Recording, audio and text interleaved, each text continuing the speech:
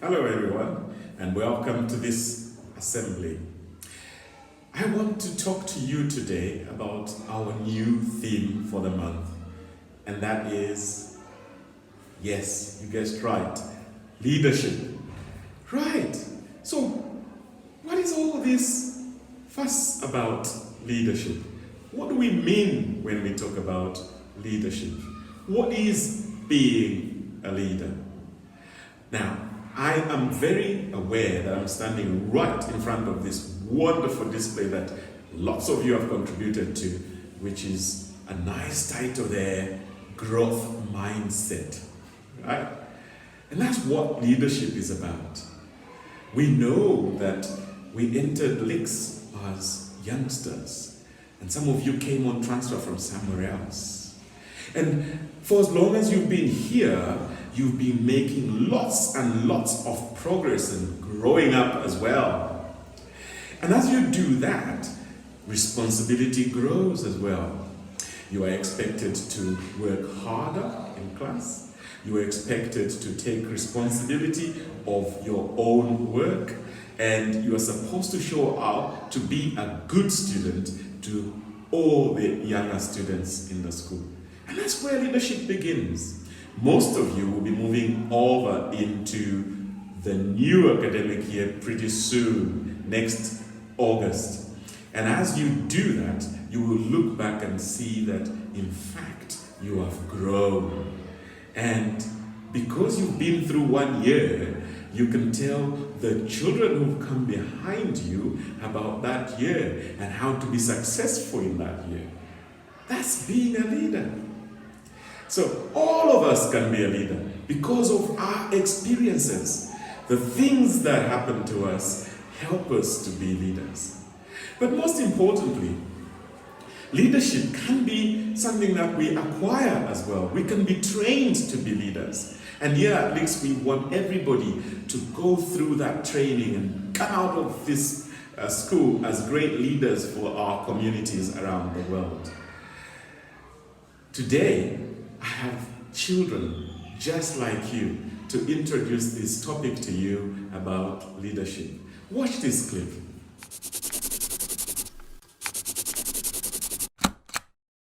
We're recording. Now just look at me. I'm gonna ask you guys a few questions, okay? Yes, a leader is a person who leads a group of people. Is someone who tells us what is the right thing to do and tells us the rules.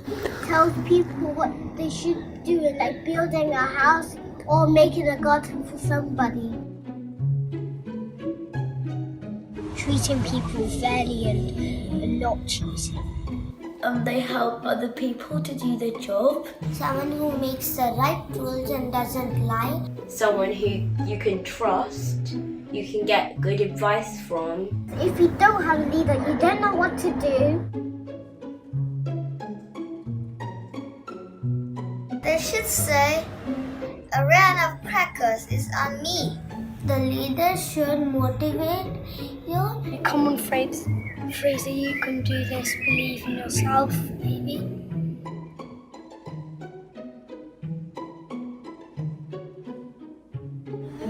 You got that wrong. Please can you try that again and then you're a superstar. You did wrong. But I appreciate your efforts to improve on this. I admire my mum. Aww. Joe Root, the cricket captain.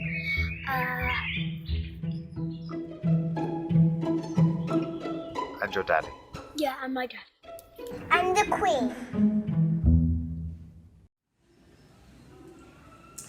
Now, after that clip, we then have leadership in action. You all are aware that we have a school council that meets quite often, and this week the school council met on Tuesday, and it was a full council meeting with year ones all the way up to year 6 in that meeting. And I just want to show you how that that team is providing leadership, right? Your suggestions go to the school council, and your representatives got the suggestions from the suggestion box and brought them to the school council meeting. Well, it didn't end there. Those leaders, who are your class representatives, then shared their feelings about your suggestions. And isn't it wonderful when you watch this clip to hear that actually 2 suggestions that came up this term are actively being worked on. And so that means that as a school, we're going to do some things that you have suggested. So you are providing leadership as well. Well done. Enjoy this clip from watching the students in a council meeting together. Time you've been providing leadership, right? We had a campaign to reach out to the community and share with the orphanage what they needed. We shared with them foodstuff and cleaning materials, and these were taken to Fountain of Hope last week on Wednesday. It was a great pleasure to be in the company of the Year 6 representatives and the Year 5 representatives. Okay. So one of them is going, because you were all not there representing the whole students' body, one of them is going to share with us our experiences there. Okay, just to tell you how it went. Would you like to come forward? Yes, please. That's what. So last week when we went to the Fountain of Hope orphanage, we gave out the supplies. When we gave out the supplies, they had a small jolly face, and we were really happy to see that. Sharing is caring, right? And they all lined up, and it was very disciplined. Yes. We all sang songs together, and it was a really happy day for us. Yes, thank you so much. And happy Friday. Okay, this is a quick message to say thank you to everybody who donated books to our outreach program, which we had for the collection right throughout the school. And so I'm saying a huge and a very enormous thank you to everyone who donated books. Yesterday, me, Mr. Katemba and Miss Prunella, we visited the Impact One library in Ngombe, who we donated the books to. They were so delighted with them. You'll see some of the photographs in the newsletter. They were very, very happy and wanted us to pass on their thanks, that you're going to change the lives of a lot of children in Gombe. They help out over 80 schools and the local community who borrow books from them and come in and listen to books being read to them. So it just shows you really the power of kindness and how you've affected people in your local neighbourhood. So well done, Zakomo Kwambili. Children that have managed to get to their reading targets this week. In 2A, Kabwe and Ionis.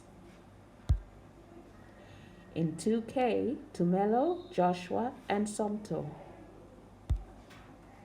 In 3C, Tamara, Emilia and Maria. In 3R, Ramalia. In 4K, Mahendra, Mulenga and Noreen. In 4M, Caitlin, Lusekelo and Matimba. In 5VN, Ethan and Helen. And in 6M, Lutwika. A great job to all these children, and they each get a house point. What? Mrs. Peterson, you are very late. Oh, and, I am. And what on earth are you wearing? Well, I was in such a rush, I didn't have time to wash my normal clothes, and it's so cold I thought I'd put on something really warm, and this is so snuggly and warm. And my hat as well. Keep my head nice and warm. No. Look at your feet. That's not appropriate. You could stub your toe with that. Oh, yeah. With those shoes? You've got a point. No, that's not good. Well, I'll take my hat off. Oh, that is so bright. No, that is not appropriate at all. No, that doesn't work. Oh, sorry. Oh, dear, Mrs. Can you help me out? I think so. I think, you know what, I'm going to show you some photos of what is appropriate to wear. Thank you. Wow, Mrs. Haymans, you're right. This young man is dressed so smartly. I can see he's got his Licks hat on, he's got his Licks fleece on, Licks shorts, he's also got the Licks blue PE socks and covered shoes. Well done, Chibale. This young lady's also looking much smarter than me. She's wearing Licks skirts. Very smart. Ah, now you see, that was my thing. I thought because it's so cold, I needed my legs covered, and so I wore my long dressing gown. But Praveen has made the right choice, and he's got the Licks tracksuit bottoms and a very smart Licks polo shirt, as well as wearing the right footwear. They're the right colour, black, and they're covered. Very smart. Ah, and look at this Licks hat. Fantastic. We can either wear the Licks wide-brimmed hat or we can wear a cap. Oh, I'm learning lots from these learners. And another two smart young ladies. They're wearing their Licks shorts. Their socks are plain. They've got covered shoes. One's in their Licks polo shirt and the other one's got her Licks fleece on. Very smart. Well done, Helena and Romalia. Thank you, Mrs. Haymans, for showing me these. I'm going to make sure that I choose appropriate clothes to wear and I follow the Licks dress code. And now on to our house points. In fourth place we have Mapani with 298 points. In third place we have Acacia with 333 points. In second place we have Ebony with 336 points. And in first place we have Tamarind with 351 points. Well done for all your hard work. Keep it up.